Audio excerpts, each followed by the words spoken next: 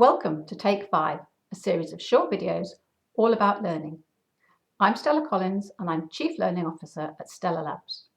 Today we're going to talk about how to get your brain in peak learning mode. Why do you want to get your brain in peak learning mode? Surely it just goes along and does things for you automatically. Well, if you've got something new to learn, and who hasn't these days, you want your brain to be really fine-tuned. You wouldn't expect a Formula One driver to go out and race his car if it hadn't been fine-tuned in the garage first. We always expect Olympic athletes to be at the peak of their performance when they really need to be. So, in the same way, we want our brains to be able to be at peak performance. But there isn't just one peak learning mode. Learning is complex and our brains have to go through multiple different states in order to learn well. So probably the first one is we need to be curious. We need to be motivated to want to learn. If we're not motivated, probably the rest of it won't happen. We need to be able to focus and pay attention on what we're learning. The things we focus and pay attention to are the things we remember. We need to be able to connect things together, to link old learning and new learning. That's how your brain works. But to form those new connections is very energy hungry. So your brain, whilst it's only 2% of your body's mass, actually uses, even at rest, at least 20% of your body's energy. So when it's working hard, it's using even more. What else do we need to do to learn? We need to be able to challenge and question. We need to have that kind of, what's going on here? I'm not convinced about this. And that challenging and question can help to deepen our learning. That's a really good learning mode. We need to be persistent.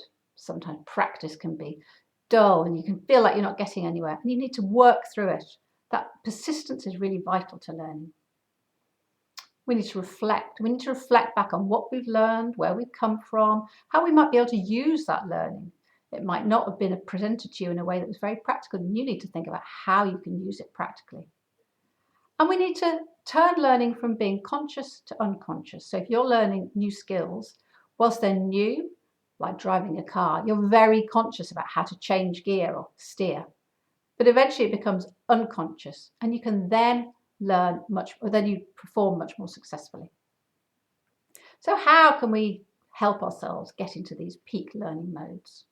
So if you want to be curious, one thing to do is to try new things out, expose yourself to new experiences, even if that's something as simple as walking a different route to work every day.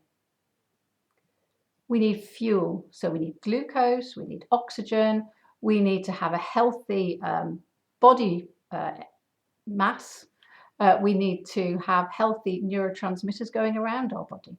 So we need to make sure that we're physically healthy. And exercise has been shown to really help get us into peak learning performance. We need to be able to focus, so to reduce distractions. So if you're having to learn something, turn off the TV, turn off your phone, ask people not to bother you. But at the same time, learning can be very social. We learn a lot from other people. So you don't always want to be distracted from other people. Really vitally important for learning is sleep. When we sleep, not only do we practice our skills, not our bodies, but our brains are practicing all the complex maneuvers we need to do any skill, but also we transfer short-term to long-term memory. So if you miss a night's sleep, anything you learned the day before has probably gone missing. Lots of practice. We need to stretch our brains. We need to use them just like a muscle. So the more you use them, the better they work. We need to be persistent. We've already talked about that. And when we're persistent, one of the things that really helps us there is serotonin, a neurotransmitter that makes us feel good. So helping yourself to persist and then to succeed and congratulate yourself when you succeed, even on small milestones, will help you to persist further.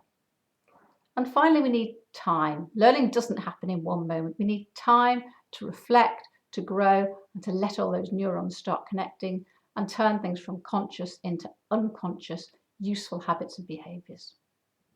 So, if you want to get your brain in peak learning mode, use it. It is like a muscle. The more you use it, the better it works.